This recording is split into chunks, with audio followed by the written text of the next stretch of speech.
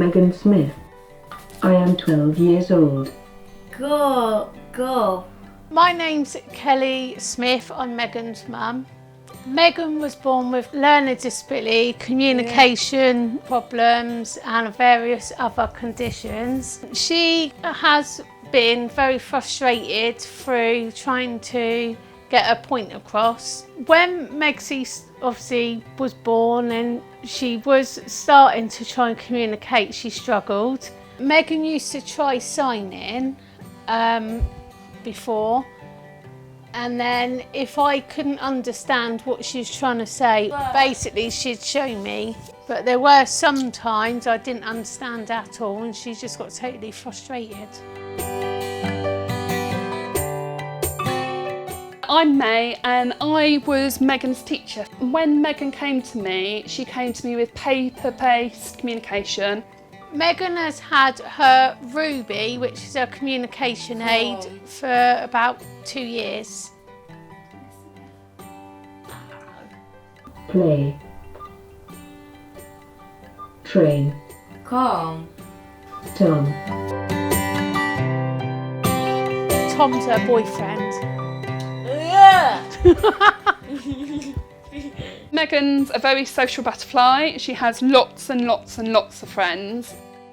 And so things like her friends like Tom, she can find in a heartbeat, and all those people that have meaning to her, like Mum and Jack, she talks about them a lot. She's tapped on her communication aid that Jack smells, he needs to go to the toilet. So Megan is an absolute superstar in class, and she is determined and she's stubborn to some extent. And I think Ruby's really given that opportunity for Megan to show how clever she is. Meg, how did you feel when you first got Ruby? Feel. Happy. I really worked on that whole, with everybody working around her within the classroom and like Mum at home, the importance of that babbling stage. If you think of toddlers play with sounds, they play with words, and it's really important that when somebody gets a communication aid, they go through that same process in a different way. So it appears like they're playing with the device, but actually that exploring phase is really important in terms of finding where words are, where to find them, and really learning that motor memory. And Megan can be really quite quick because she's learnt those pathways from where she's gone over them again and again. With her tapping and away on her communication aid, she is trying to say the names as well. So having Ruby has really supported Megan's literacy skills, and she is now at the stage where she's reading simple beginner reading books. We worked quite hard on the core project, and so developing her understanding of core words and using core words to sentence build, and that in turn has led to her being able to read books made up of those core words, and then also working on her phonics side of things as well. Her phonics awareness is really developing, and she's able to show that through Ruby, and that's given her the voice to be able to begin that literacy journey. Look.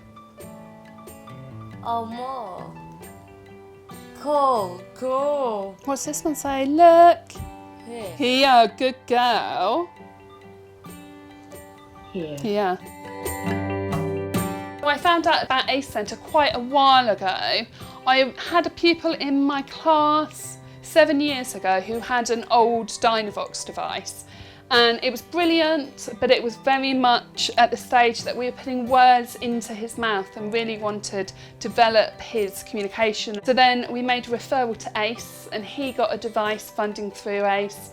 It was then really built into my ethos about that importance of communication and giving people a voice. And as soon as Megan came to me, I started that process right from the outset. Megan needs a voice, you need to be heard, and tell people what you think. No. Yes.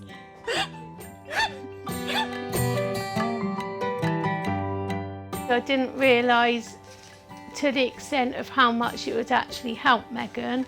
Coming in and out of having her seizures, she actually used the communication aids and actually ask for help before going into another one. What I would recommend with anyone with a child with speech and language problems, be patient, take each day as it comes, and while you get stressed, if you get stressed occasionally, your child's going to be stressed as well. So you need to take that on board and try and take one step at a time.